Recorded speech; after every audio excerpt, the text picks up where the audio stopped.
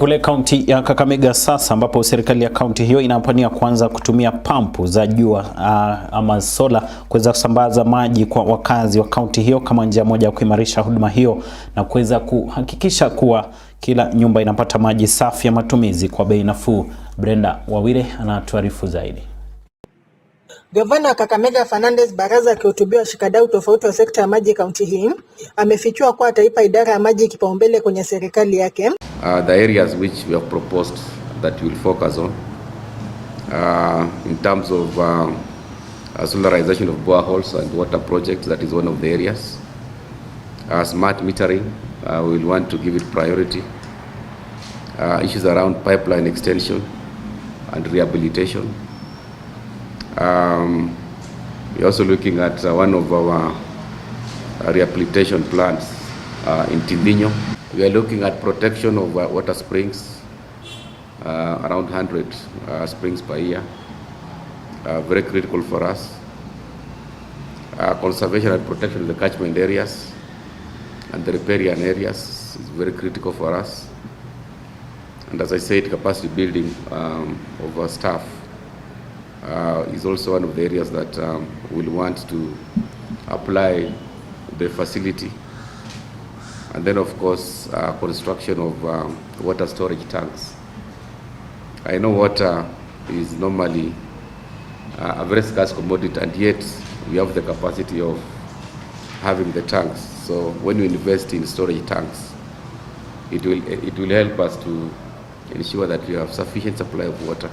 Haya najiri huku kampuni ya kusambaza maji kaunti ya Kakamega Kakwasco ikipambana na visa vya wizi wa maji. Kwa sasa kampuni hii inaendeleza mikakati ya kuhakikisha kuwa fundi wa kibinafsi wanaohusika na masuala ya maji wanasajiliwa na kupewa leseni za kuhudumu. We are impact on a process of registering private plumbers in our towns, especially Mumias and Kakamega.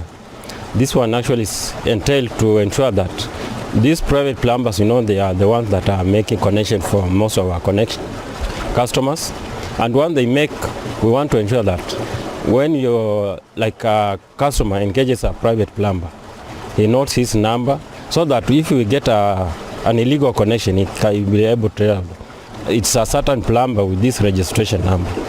So this one actually helps us to connect to regulate on the illegal connections. Meneja kiufundi katika kampuni hiyo Selsha Shileho anadai kuwa wengi wa wafundi hao wamekuwa wakitumiwa na wateja kupata maji kupitia njia za mkato na kuchangia kampuni kupata hasara. Kampuni hii mbioni kuhamasisha wateja wao dhidi ya kuwatumia fundi ambao hawana kibali na leseni ya kuendeleza huduma za usambazaji wa maji. As we register the plumbers, we also organize for a sensitization meeting with them, a workshop, to tell them the essence of doing the right connections and not having the illegal connection.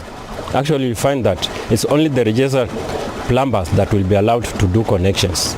If you are not registered, you will not be allowed to make connection to the consumers.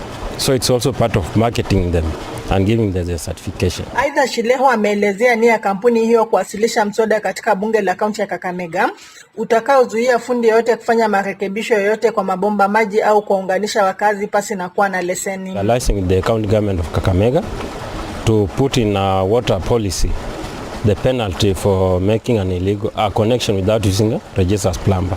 Actually also going the same way like the Kenya Power.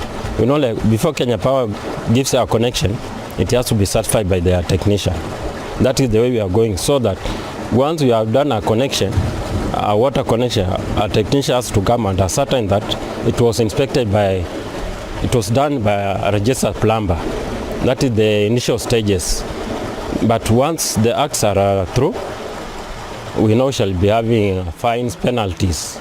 Both will be for the consumer where the connection has been made, and also the plumber who did the works. Brenda Wawire, West TV, mjini Kakamega.